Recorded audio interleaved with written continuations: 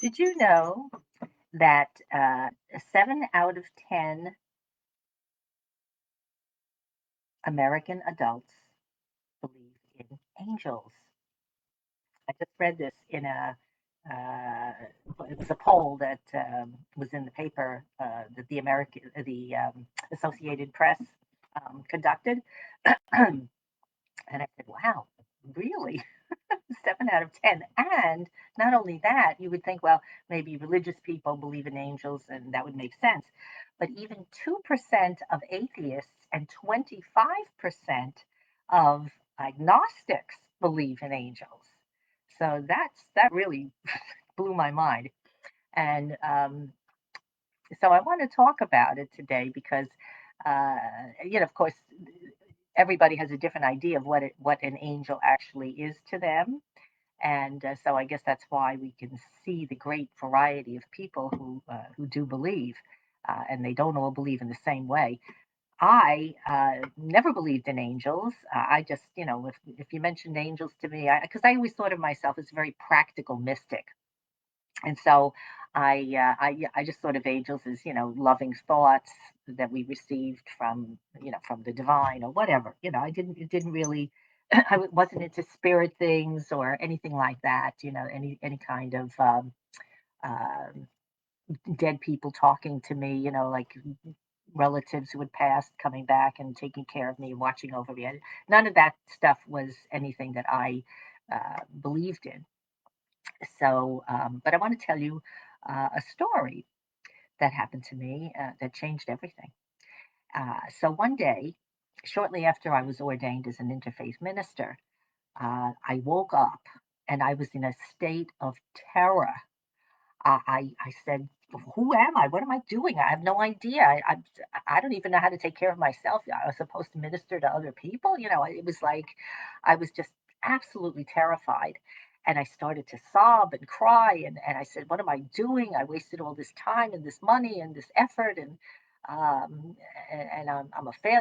Just like all these horrible thoughts were running through my head. And I'm in abject hysteria.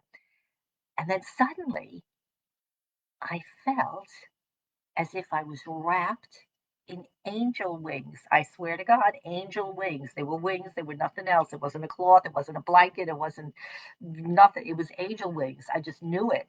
And I knew that there were two of them. And I wasn't afraid. I wasn't afraid in the least.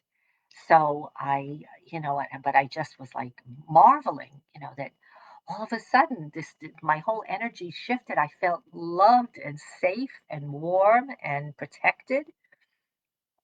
And so tentatively, I asked him. I said, "Who are you?" I, I, I don't know what else to say. And the first voice that I heard in my head, of course, was of the voice that said to me, and I took it as being male, that my name is Marlon, and I am here to help you recognize the strength that you have within you. I'm going to support that strength that you have, and and confidence, right? Because I didn't have either one of those as far as I knew. And so then there was another, the softer voice, even that said to me, and my name is Anita. And I want you to know that you're beautiful, you're intelligent, and you have the gift of healing, which you have to learn how to share with other people. And I'm going to help you do that. And I was like, oh my God, what is going on? I must be losing my mind. And it was just the most incredible experience. So in the days following that first a seemingly terrible day, and then that day of that's transformed into this day of support and love, um, I have that sense, that presence of those angels with me ever since. And so I don't say there are no such thing as angels anymore because I know I have my own, and I can still feel them to this day. And this was many years ago. I'm talking 1995, so a lot of years ago. And uh, being the geeky person that I am, I had to look up their names. So I looked up Marlin, And marlin means, it can mean a couple of different things. For the French, it could mean a bird of prey. And in English, I think it was a fortress or something like that. Either way, they both indicate a sense of strength and power. And Anita, as it turns out, Anita is the diminutive of the name of um, Anna, Anita, right? Anna, Anita. So it's diminutive. And Anna is the westernization of the Hebrew name Hannah, which means grace. So when I heard that, and I said, I need to change my name. I need to change my name to remember this. This has been a turning point in my life, and I have to commemorate it. And so that's how I got the grace at the end of my name. So when people ask me what is my name, I don't say what I wanted to say, which is Marcia, moving toward grace. A little too long for Western culture. So I just shortened it to MarciaGrace. And so that's how I got my name today. And that's why I now believe in angels. So I wanted to talk about angels because we're moving into the holiday season. And when you get the cards in the mail, very often they have pictures of angels on them, or there are angel decorations we hang on our trees. And yeah, so angels become very much a part of the season. Um, and and also, whether you believe in them or not, and I suspect that a good number of you do, and please do tell me. I'd love for you to put it in below. Put it right down. Do you believe? Say yes, I believe, or no, I don't believe, or tell me why. I'd love to hear if you have a story. That would be great. Um, and so that would be what I'd love to hear about that. Because I really do feel we need all the help we can get these days, right? I mean, my God, what's going on in the world?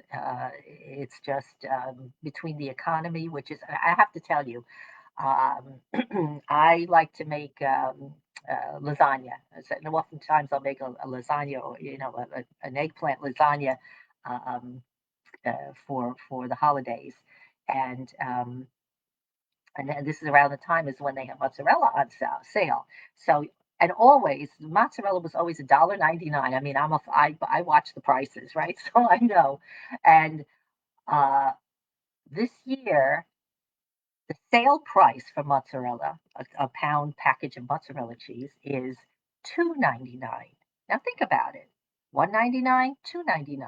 That's a 33% increase. And if you're not buying it on sale, if you go next week or the week after, whatever, it'll be, I don't know, $4.99 or something.